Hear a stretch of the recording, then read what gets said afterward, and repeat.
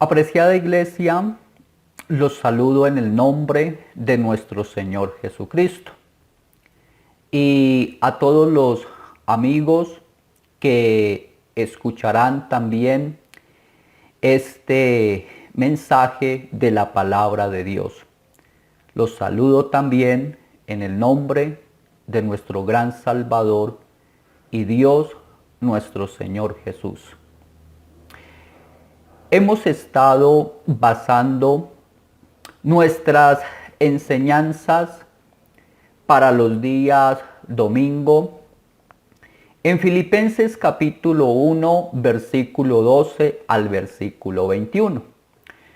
Sobre el título "No dejes de caer el gozo en medio de la adversidad". Dijimos que lo trataríamos en 3 sermones y ya vimos 2 de ellos. El primero, el gozo a pesar de los problemas, de las adversidades, cuando redunda más bien para el progreso del Evangelio. Y el segundo, el gozo a pesar de los detractores del Evangelio. Hoy trataremos la tercera situación, el gozo a pesar de la muerte.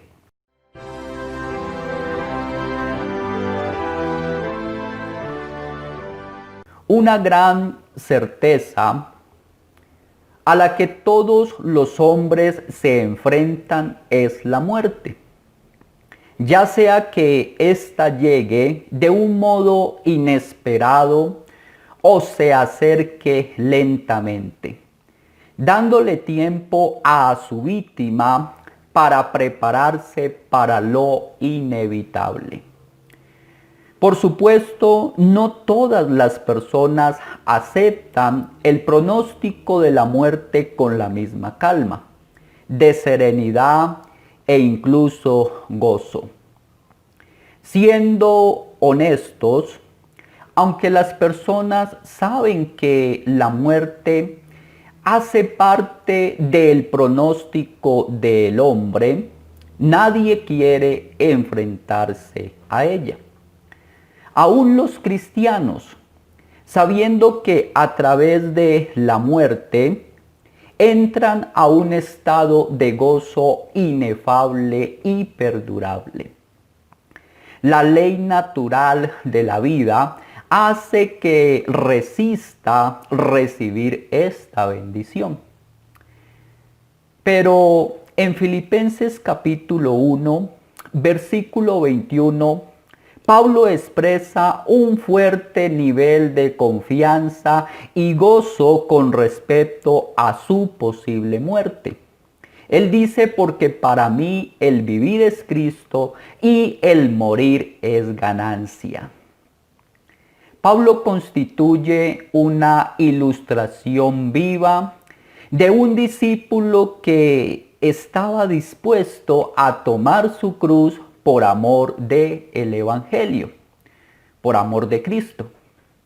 Él mostró un elevado nivel de dedicación espiritual del que no se ve con frecuencia en la iglesia en esta época materialista y egocéntrica. El apóstol tenía confianza en 4 elementos que le ayudaban a enfrentar la muerte sin temor.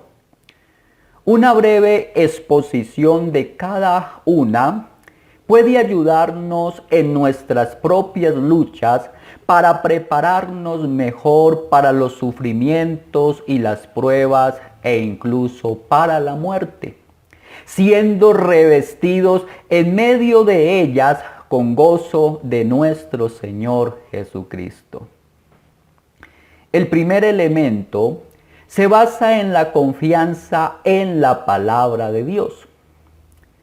Pablo comienza diciendo en el versículo 19 del capítulo 1 de Filipenses: porque sé. Y en la parte final del texto complementa esto resultará en mi liberación. La palabra sed en griego significa saber con certeza. Pablo está expresando una confianza segura de bendición en lo que le va a suceder con su destino. Pablo podía estar seguro en su liberación porque él tenía confianza en las promesas de la palabra de Dios. En Romanos capítulo 8, versículo 28, manifiesta su confianza en la palabra de Dios diciendo, y sabemos, seguridad, que los que aman a Dios, todas las cosas les ayudan a bien. Esto es, a los que conforme a su propósito son llamados.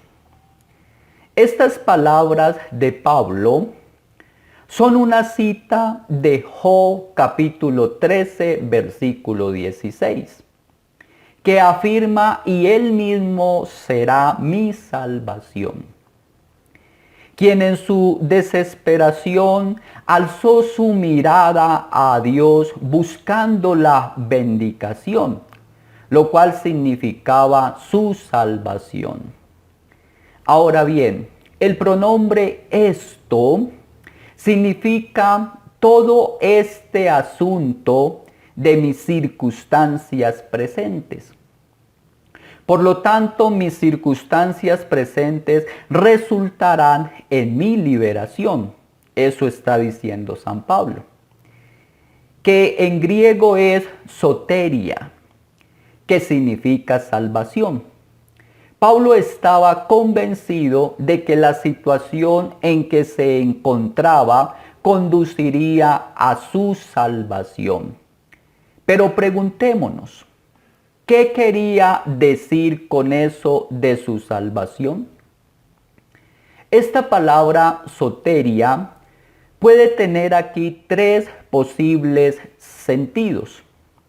Liberación de su prisión, puede querer decir su salvación en el cielo, y puede que Pablo esté diciendo que todo lo que le está sucediendo en esta situación sumamente difícil es lo mejor que le puede ocurrir tanto en el tiempo como en la eternidad.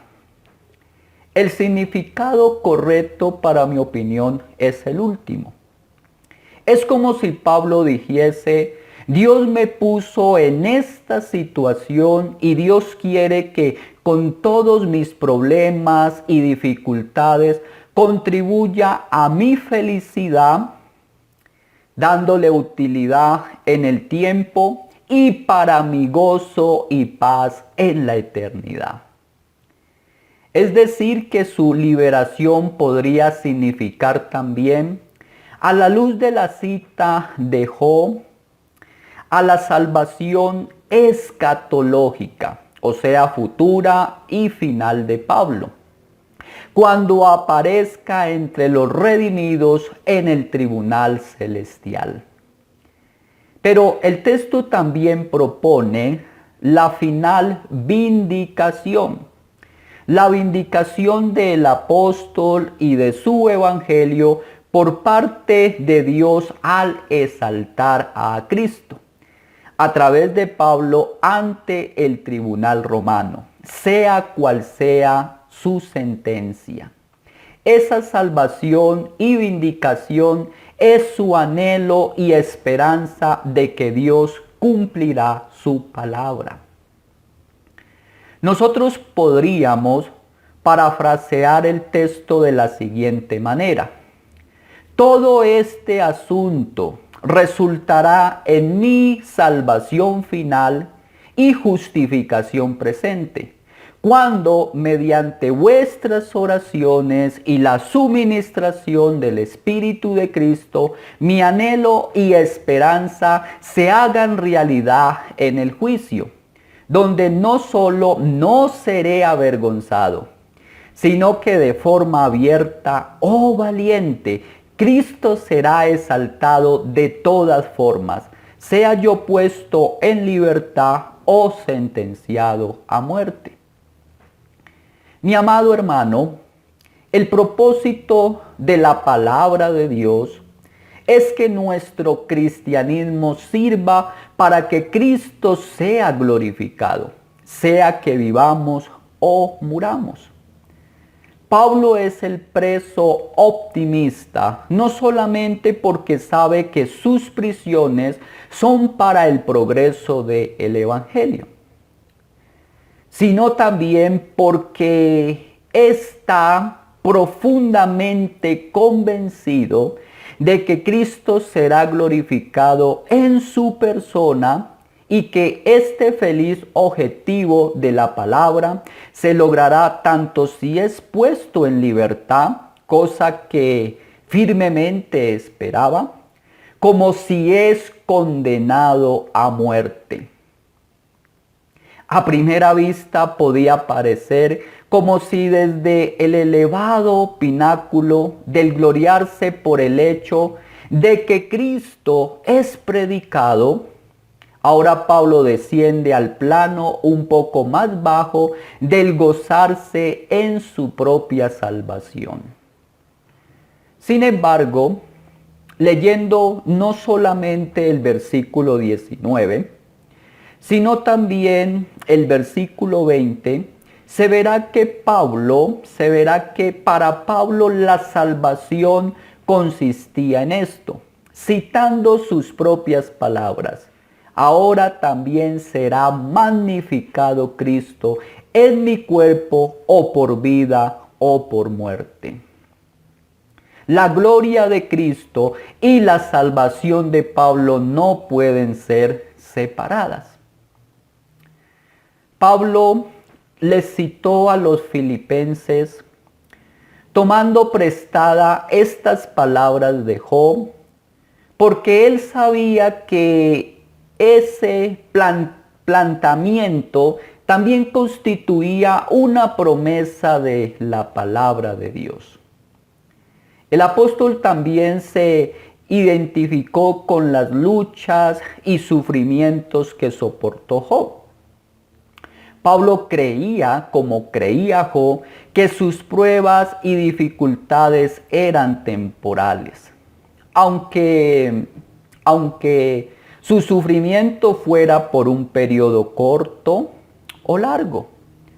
Pablo sabía que Dios lo liberaría porque Él era justo. Un principio que Dios estableció en el Antiguo Testamento. El Salmo 37, versículo 39 al 40 lo expresa de la siguiente manera. Salmo 37, verso 39 y verso 40. Pero la salvación de los justos es de Jehová, y Él es su fortaleza en el tiempo de la angustia. Jehová los ayudará y los librará, los libertará de los impíos y los salvará, por cuanto en Él esperaron. Además, él estaba bien familiarizado cómo Dios rescató y restauró a Job de un periodo difícil de sufrimiento. Nosotros podemos tener la misma confianza frente a la muerte que tuvieron Pablo o Job, e incluso más, porque nosotros tenemos una cosmovisión amplia de las Escrituras.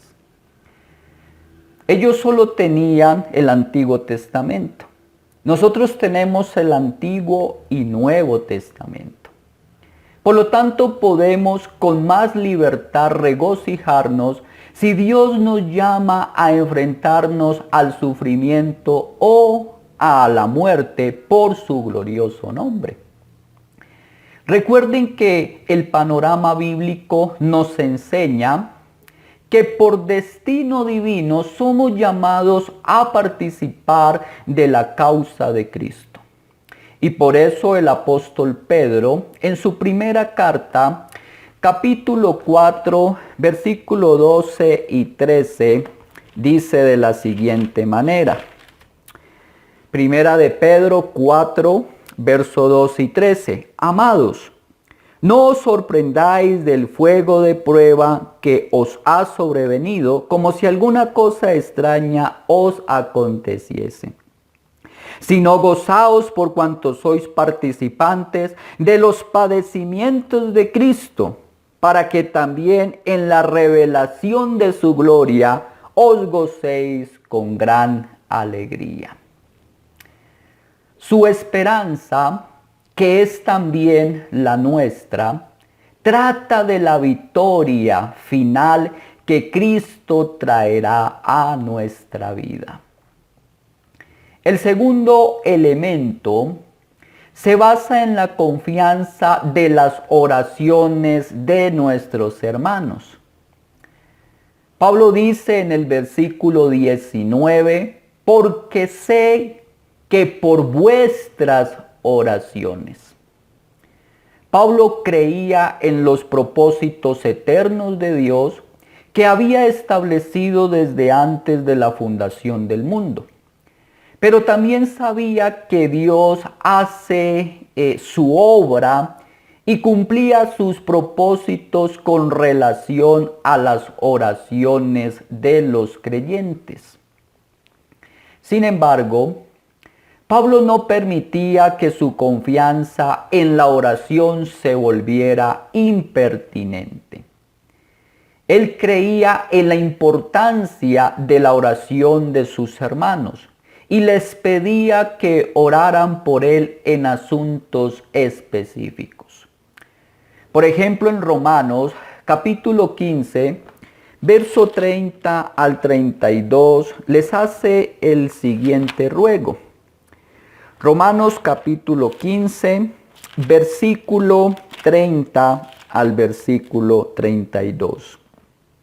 Pero os ruego, hermanos, por nuestro Señor Jesucristo y por el amor del Espíritu, que me ayudéis orando por mí a Dios, para que sea librado de los rebeldes que están en Judea, y que la ofrenda de mi servicio a los santos en Jerusalén sea acepta, para que con gozo llegue a vosotros por la voluntad de Dios, y que sea recreado juntamente con vosotros.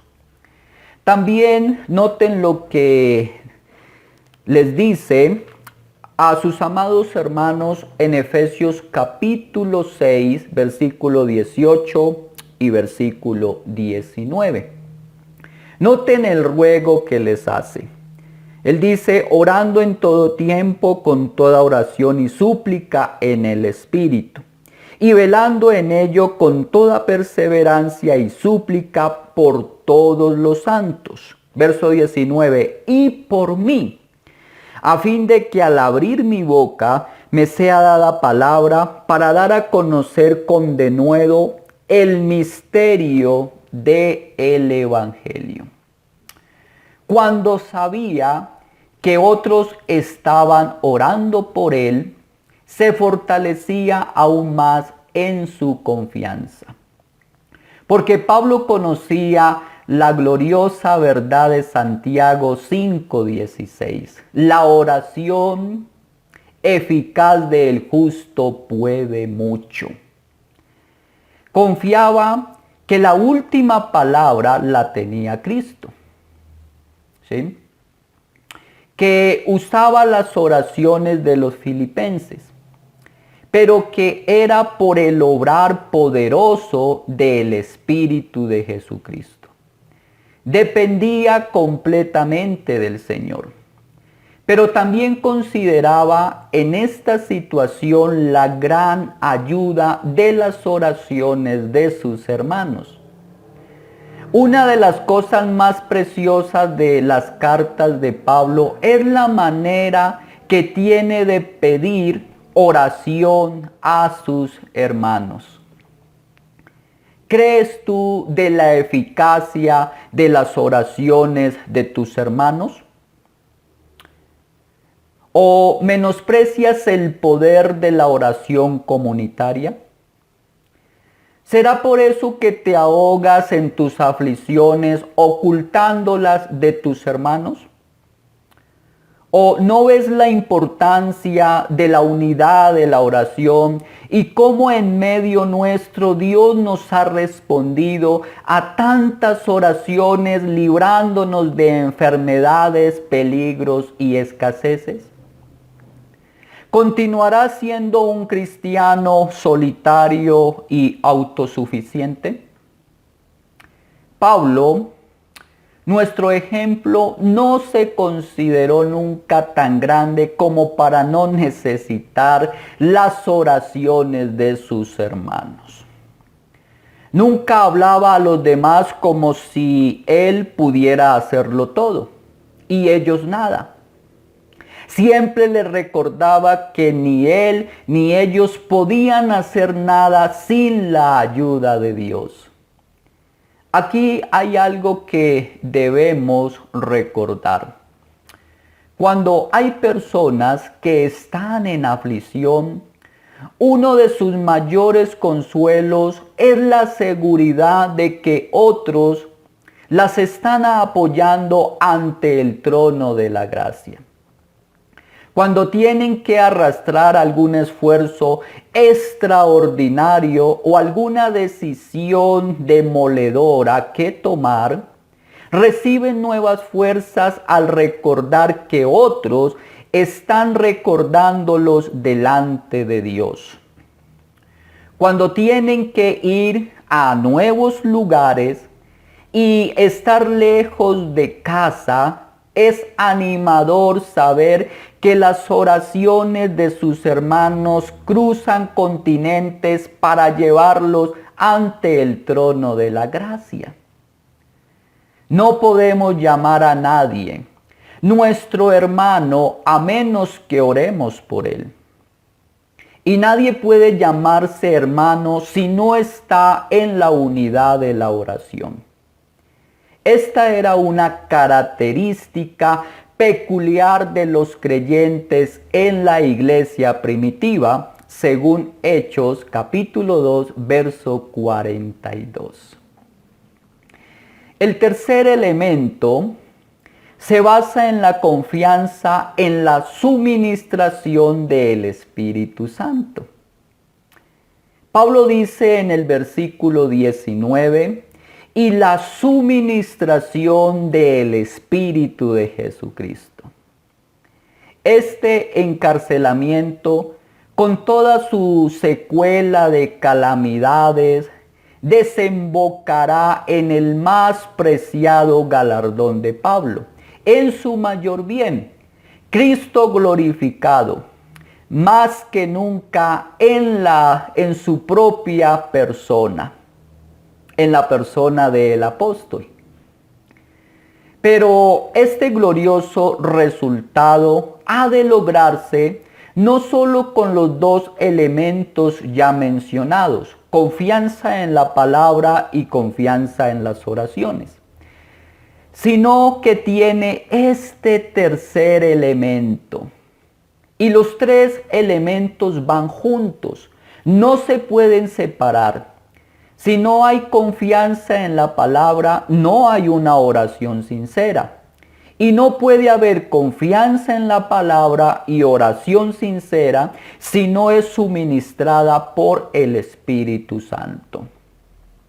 El mismo Espíritu que suministró a Jesucristo, el mediador, en sus pruebas, como también en su muerte, hará que todas las cosas obren para bien en el caso de Pablo. Y esto como respuesta a las oraciones a los hermanos en la fe. En las oraciones de los hermanos en la fe. Pablo estaba seguro de que el Espíritu Santo le concedería lo que le hiciera falta para sustentarlo en cualquier situación. El equivalente griego traducido suministración significa suministro abundante o recursos plenos. no significa simplemente una ayuda como algunos lo entienden, sino como el don mismo de Dios. Sin embargo, no es el sujeto administrador, sino el objeto administrado. La figura que se usa es la de los maridos que ofrecen suministrar provisión a sus mujeres. Cristo, como el esposo, promete suministrar al Espíritu Santo a todo creyente, a la iglesia que es su novia. Es lo mismo que dice Gálatas capítulo 3, versículo 5, que el Espíritu Santo es el objeto que se administra, donde solo Dios, donde solo puede significar que Dios os suministra el Espíritu Santo. De tal forma que aquí no se está hablando simplemente de una ayuda del Espíritu, sino en el don del Espíritu mismo, quien Dios suministra continuamente a los creyentes. Y el Espíritu en este caso solo puede ser el objeto para exaltar a Cristo. Pablo usa la expresión el Espíritu de Jesucristo. Este calificativo quiere decir el Espíritu enviado por Cristo. Entonces el orden es así. Para Pablo la oración estaría dirigida a Dios Padre, en este caso pidiéndole que le suministrara el Espíritu de su Hijo. Esta es la manera en la que Cristo vive en él, mediante su Espíritu. La razón para usar este calificativo, Pablo sabe que Cristo será glorificado mediante su vida o muerte solamente si se llena del Espíritu del propio Cristo. Es decir, es Cristo mismo cuando habita en Pablo por medio del Espíritu el que logrará que el apóstol y el evangelio no sea avergonzado y que Cristo sea exaltado por medio de él. Por lo tanto, esta expresión, la suministración del Espíritu de Jesucristo, no es accidental.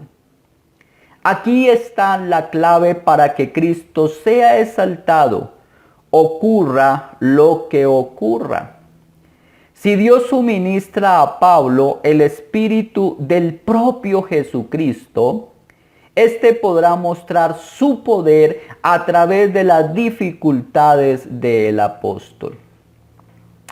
Al mismo tiempo de esa expresión y de su estrecha relación con las oraciones de la comunidad de creyentes, aprendemos mucho sobre la vida espiritual de Pablo y su comprensión del papel del Espíritu en esa vida.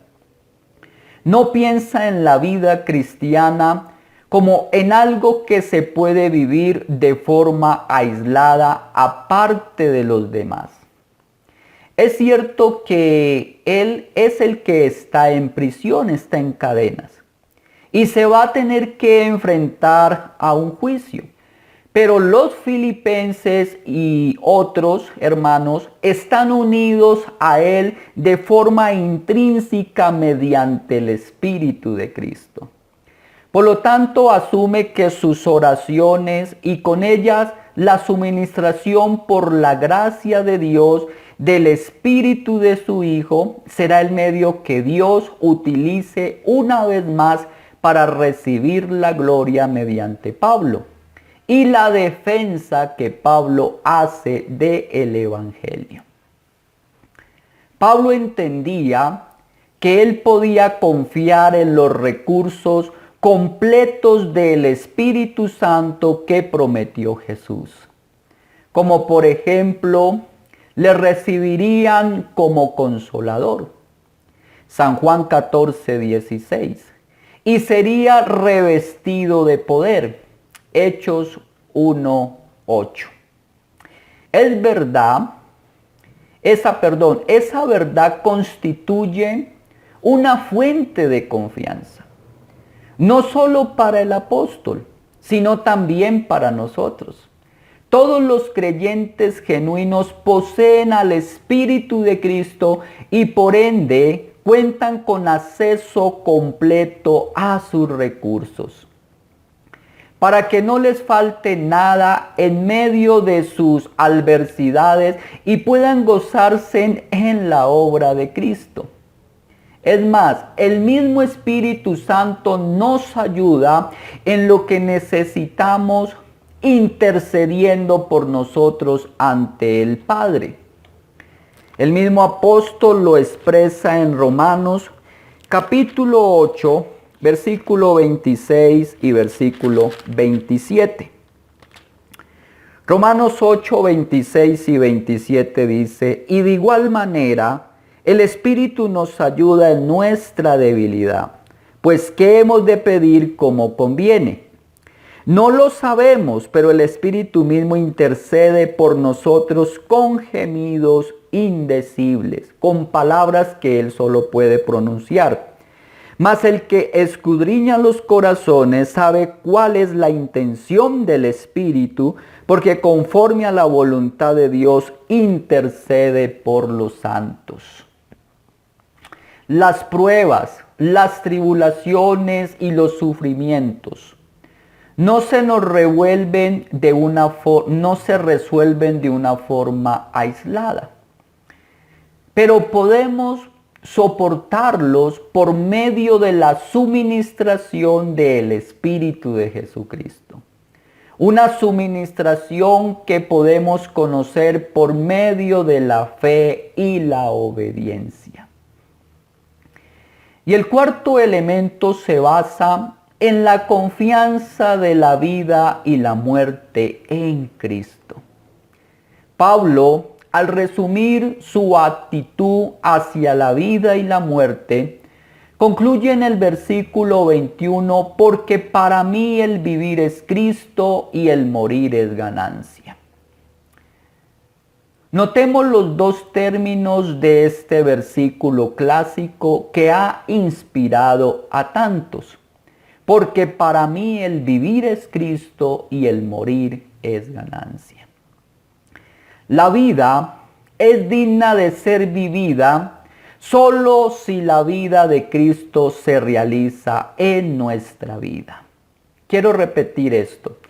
La vida es digna de ser vivida solo si la vida de Cristo se realiza en nuestra vida. Morir es ganancia porque la unión con Cristo se realiza en plenitud. Para Pablo no es solo optimismo humano. Para Pablo no es solo optimismo humano, sino seguridad de que lo que acontezca con su cuerpo, su propia vida, ¿sí?, o su propia muerte, servirá de instrumento para exaltar a Cristo. Pablo está poseído de un realismo optimista, porque aunque la muerte parece rondar en el curso de la carta y hay varias referencias a ella, lo que está claro es que el apóstol no le tiene temor a la muerte. Para él es como una serpiente o un escorpión que ya no tiene su aguijón letal. Por eso preguntó en 1 Corintios 15, verso 55, ¿dónde está, oh muerte, tu aguijón? ¿Dónde, oh sepulcro, tu victoria? Y en el versículo 57 hace referencia a que la resurrección de Cristo le ha dado la victoria sobre la muerte. De modo que todas las referencias a sus prisiones y el posible desenlace de su situación como preso del Señor, llevó a Pablo a escribir con el corazón en la mano, sacando a la luz las riquezas de las convicciones íntimas que dan sentido a su vida. Si la vida está entregada a Cristo y se vive para su gloria, la muerte no es una amenaza ni causa terror. Esta es la fibra de la que están hechos los pioneros de Cristo en todas las épocas. No se trata de una actitud de resignación, sino de una confirmación gozosa de plenitud de vida en Cristo, desde la cual la muerte se ve con una perspectiva diferente como una ganancia. Cabe preguntarse, ¿qué clase de ganancia? ¿En qué sentido se estaría ganando algo? No tengo el tiempo suficiente en este mensaje para especificarlo, pero sí le puedo decir, mi querido hermano y amigo, que si una persona ya está en Cristo y goza de las bendiciones de esa relación que da sentido a su vida, la muerte no significa el fin de esa relación, sino más bien la entrada a la plenitud de la misma. El hilo del pensamiento de Pablo conecta naturalmente con la afirmación que él hace en el versículo 23 de Filipenses capítulo 1. Para Pablo hay una seguridad de que la muerte es solo una partida que conduce a estar con Cristo, el premio supremo. Por eso dice, lo cual es muchísimo mejor. Para Pablo, Cristo era la razón de su existencia. Es por eso que su única preocupación real en la vida era vivir a Cristo anunciando su evangelio. Siempre que él cumpliera ese objetivo, a Pablo no le preocupaba si vivía o moría. De hecho, dada la posibilidad de elección, él preferiría morir, porque la muerte es la ganancia suprema del creyente. La muerte nos libera de las cargas de esta vida y nos permite glorificar a Cristo en la eternidad. Pablo fue un hombre que sacó todo de su vida, excepto Cristo. Él consideró en esta misma carta, consideró todo como basura, como estiércol, como pérdida, por ganar al Señor Jesucristo. Como Cristo era su prioridad suprema, ninguna de la oposición a que se enfrentó, la prisión, los detractores, la amenaza de la muerte, pudieron disuadir su gozo ni debilitar su fe y confianza en el Señor. Como aplicación, quisiera preguntarte, ¿qué es Cristo para ti, mi hermana, esposa, amiga, madre? ¿Qué es Cristo para ti, tú que eres padre, esposo, consejero, jefe de familia? Así como lo fue para Pablo, también debe de ser para nosotros. Cristo debe de ser el origen y centro de la vida. Cristo debe de ser la esencia misma de nuestra vida. Cristo debe de ser el paradigma o modelo del vivir diario. Cristo debe de ser el objetivo o meta a alcanzar. Cristo debe de ser el premio o galardón de nuestra fidelidad. Mi amado, la vida en Cristo no es fácil, pero es gloriosa. Vivir con Cristo y para Cristo es la clave de una vida fructífera y gozosa. Con todas las vicisitudes de la vida, es decir, sucesos adversos y prósperos que la vida moderna trae, para el cristiano verdadero la vida es algo precioso, cuando puede decir, para mí el vivir es Cristo. Repito esto. Para el cristiano verdadero, la vida es algo precioso cuando puede decir, para mí el vivir es Cristo. Cuando Cristo es una realidad viviente en su vida. Cada cristiano ha de preguntarse, ¿es Cristo una realidad viva en mi vida? ¿Es el factor básico y esencial en mi ser? ¿Puedo ver su presencia divina en cada tormenta, en cada relámpago, en cada trueno estremecedor? ¿Puedo percibirle en la luz brillante del sol, como en la noche oscura iluminada por la luna y las estrellas? Es decir, ¿puedo percibir a Cristo en la abundancia y escasez? Le veo y le palpo a mi lado en las horas de tragedia y en las que hay alegría y la belleza nos rodean.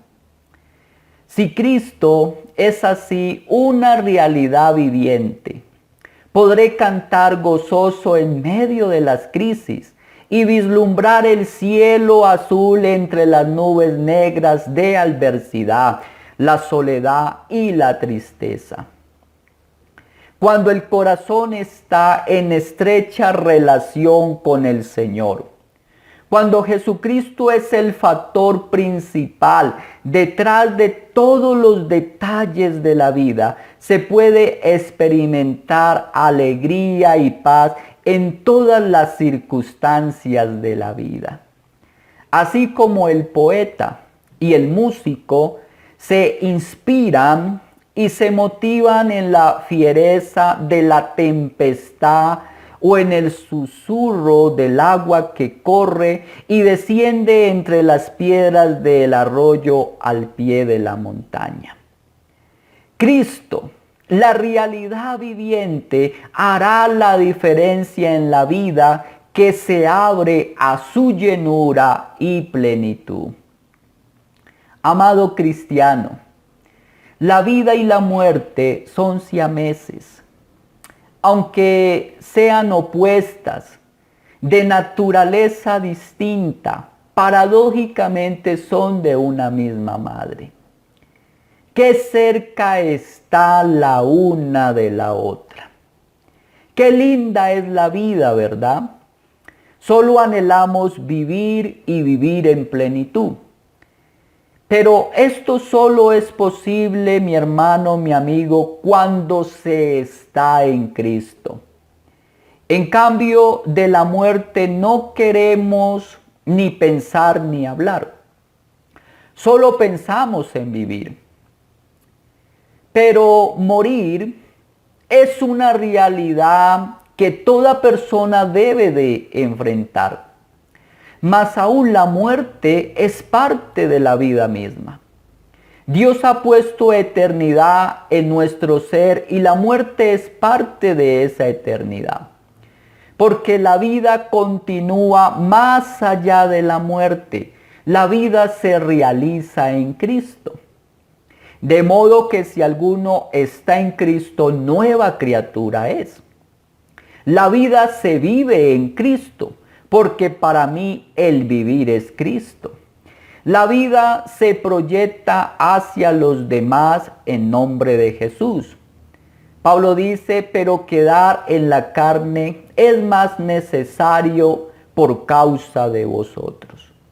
La vida necesita la muerte para realizarse y el morir es ganancia.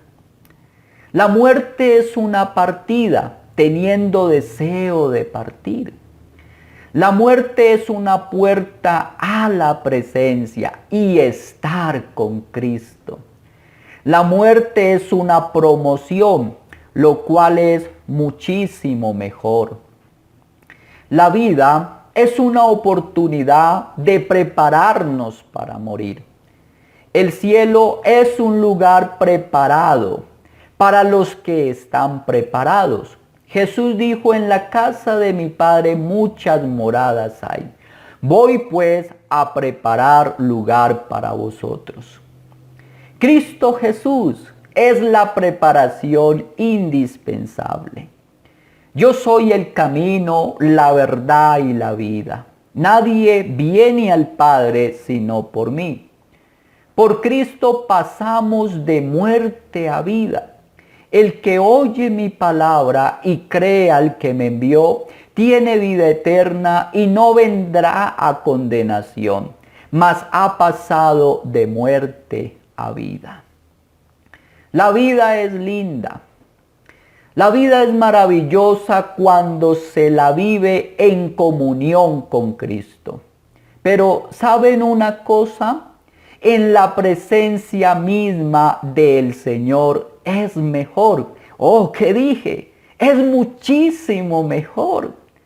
Qué precioso es estar en Cristo y vivir para Cristo, porque así la muerte es muchísimo mejor. Podemos aprender de las mismas palabras o preceptos de Dios de las que aprendió Pablo. También podemos pedirles a otros cristianos que oren por nosotros en tiempos de gran aflicción.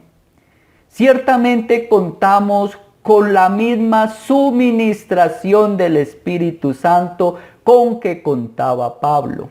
Claro está, si somos creyentes genuinos en Cristo. Finalmente, en los evangelios podemos confiar en las mismas promesas de Cristo que estaban disponibles para Pablo. Jesús no ha cambiado ni cambiará. Él dijo: no te desampararé ni te dejaré. Jesucristo es el mismo ayer y hoy y por los siglos. Amén. Oh Padre Celestial, el pecado nos ha deformado. El pecado ha traído el terror de la muerte, porque tu palabra dice que la paga del pecado es la muerte. Pero tú nos has traído la confianza en tu Hijo Jesucristo, el cual venció la muerte al resucitar al tercer día. Por eso, si tenemos nuestra fe puesta en tu Hijo Jesucristo, la muerte ya no debe de ser un terror para nosotros, porque hemos sido librados de esa terrible sentencia. Ahora tenemos vida y vida en abundancia en nuestro Señor Jesucristo. Gracias, Padre amado, por la esperanza que nos das en tu Hijo Jesucristo. Y cuánto anhelo que muchos que escuchen este mensaje también hallen en sus corazones esta confianza, esta esperanza al creer en tu Hijo Jesús. Para gloria de tu nombre he orado. Amén.